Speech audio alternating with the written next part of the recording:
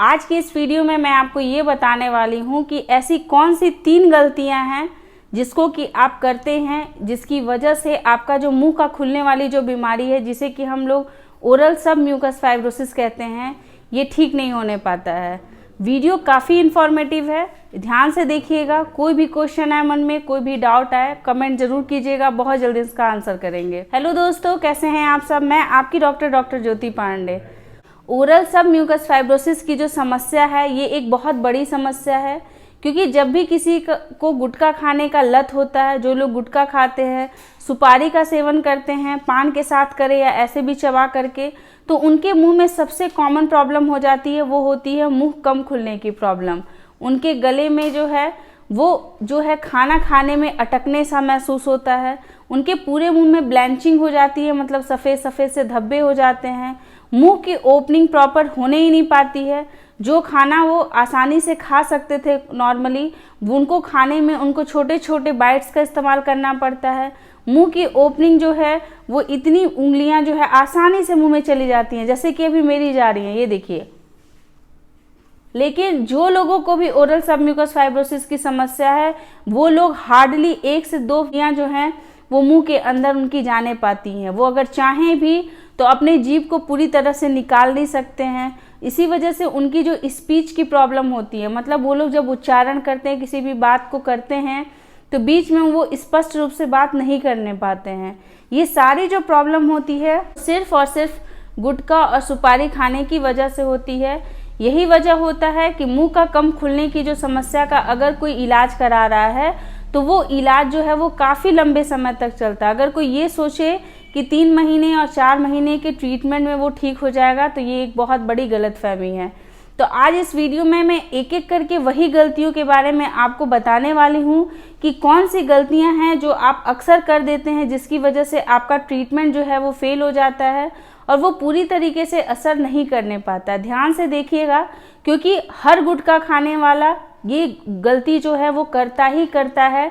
मैंने भी अपने जो प्रैक्टिस है उसमें कई पेशेंट को मैं देखती हूँ, उन लोग जो है वो 3 महीने के ट्रीटमेंट के बाद या 4 महीने के ट्रीटमेंट के बाद उन लोगों की ऐसी मेंटल हेल्थ हो जाती है कि वो काफ़ी डिप्रेशन में चले जाते हैं, और या तो बीच में ही अपने ट्रीटमेंट को ब्रेकआउट कर देते हैं, या तो अपनी उम्मीद ही छोड़ देते हैं कि वो कभी ठीक होंगे। कौन कौन सी गलतियाँ हैं, आइए उसके बारे में बात करते हैं। सबसे पहली गलती,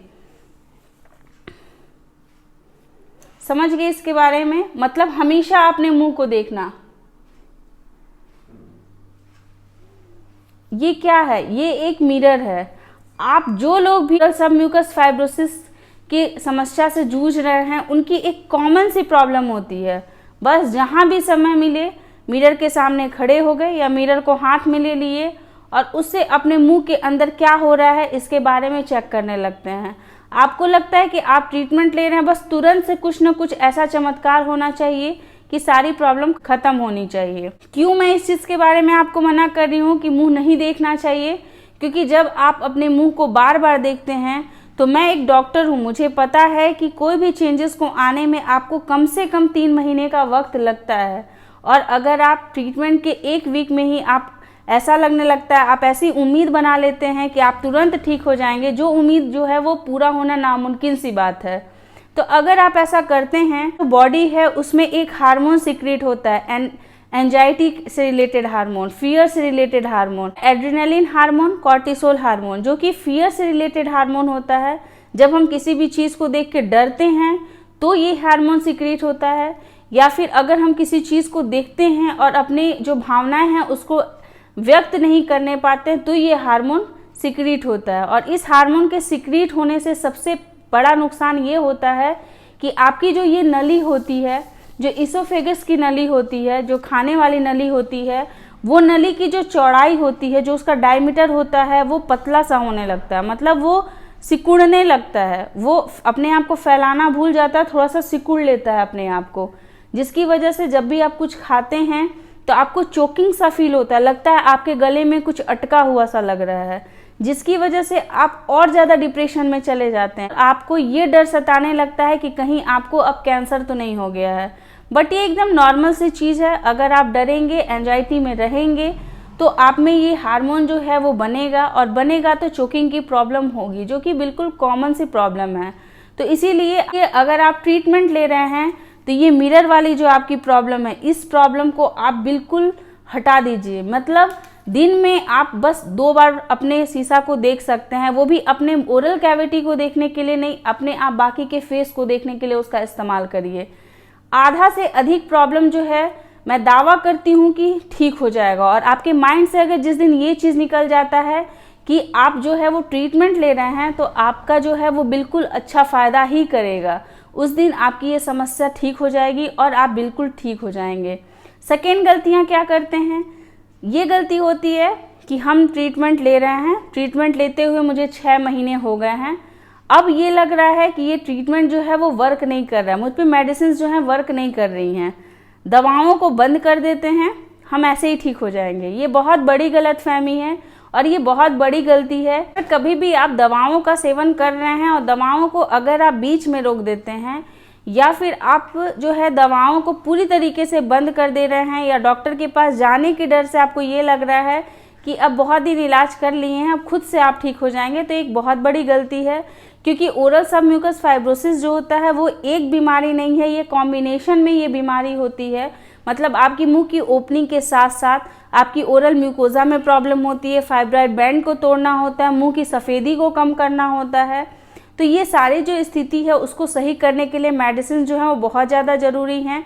क्योंकि जो भी आप दिन भर में जो डाइट ले रहे हैं उसमें इतनी मात्रा में एंटीऑक्सीडेंट्स नहीं हैं, या फिर इतनी मात्रा में आप लाइकोपिन का यूज़ नहीं करने पा रहे हैं, इसीलिए आपको मॉडरेशन में मेडिसिन की आवश्यकता होती है। तो इसीलिए कभी भी आप जो दवाएं आपके डॉक्टर प्रिस्क्राइब करते हैं उन दवाओं का सेवन आप बंद मत करें, और आप हो सके तो जब जब आपके डॉक्टर आपको बुलाते हैं आप उनके पास जाएं, तो दवाओं का सेवन आप करें। दवाओं के सेवन से परहेज ना करें, क्योंकि आपको ऐसी बीमारी हुई है जो कि बीमारी का अगर आप ट्रीटमेंट नहीं लेते हैं तो आगे चल के आपको ज़्यादा प्रॉब्लम हो सकती है। ये प्रॉब्लम जो है आपका स्क्वैमस सेल कार्सिनोमा में कन्वर्ट हो सकता है, कोई अल्सरेशंस बन सकते हैं जो कि आपका आगे चल के प्रॉब्लम कर सकता है। आपकी ये एसएमएफ की जो प्रॉब्लम है आपके थ्रोट रीजन में फैल सकता है, आपके नेक के रीजन में फैल सकता है। तो इसीलिए दवाओं को बीच में बंद करने वाली गलतियां आप बिल्कुल ना करें। हर सबसे कॉमन गलती ये होती है कि दर्द होने के डर से आप ओरल माउथ ओपनिंग की जो एक्सरसाइजेज हैं वो एक्सरसाइजेज आप बंद कर देते हैं। जैसे कि जब भी कोई स्टार्टिंग में एक्सरसाइज करता है तो उनकी ये सारी मसल्स जो होती हैं वो उसमें बहुत ज़्यादा दर्द होने लगता है। तो आपको बस ये करना है कि उनको पूरी तरीके से बंद नहीं करना है, क्योंकि जब मसल्स में खिंचाव हो रहा है तो उसमें थोड़ा बहुत पेन स्टार्टिंग में होता है। तो इसीलिए आप हो सकता है उसके समय जो है उसकी जो ड्यूरेशन है, टाइमिंग जो है उसको कम कर दीजिए, लेकिन एक्सरसाइज करना बिल्कुल भी बंद मत कीजिए। बहुत सारे लोग ऐसे होते हैं दर्द से बचने के लिए एक्सरसाइजेस बिल्कुल बंद कर देते हैं, तो उसकी वजह से उनकी जो फाइब्रॉइड बैंड होती हैं वो ब्रेक नहीं होने पाती हैं और वो इधर दवाओं का भी सेवन कर रहे हैं जिसका कि पूरा का पूरा असर नहीं होने पाता है। ये एक ऐसी बीमारी होती है जिसमें कि आपको एक्सरसाइजेस का उतना ही रोल होता है जितना कि मेडिसिन का रोल होता है। तो आप पूरी कोशिश यही करिएगा कि आप हमेशा जो है वो एक्सरसाइजेस जो है वो करते रहिए, और कभी भी ऐसे डिप्रेशन में मत आइए कि आपको अब दर्द हो रहा है और ज़्यादा प्रॉब्लम हो रही है। इस वजह से आप अपने इस डिप्रेशन को कम करने के लिए अल्कोहल और स्मोकिंग स्टार्ट कर दें। अगर आप अल्कोहल और स्मोकिंग दोनों करना स्टार्ट कर देते हैं तो ओएसएमएफ की प्रॉब्लम जो है वो ख़त्म नहीं होगी, बल्कि इसके साथ साथ आपको जो है लाइकेन प्लैनस होने की संभावना है जो कि सफ़ेद रंग का दिखाई देता है, या फिर ल्यूकोप्लेकिया भी हो सकता है जो कि वो भी वाइट कलर का दिखाई देता है।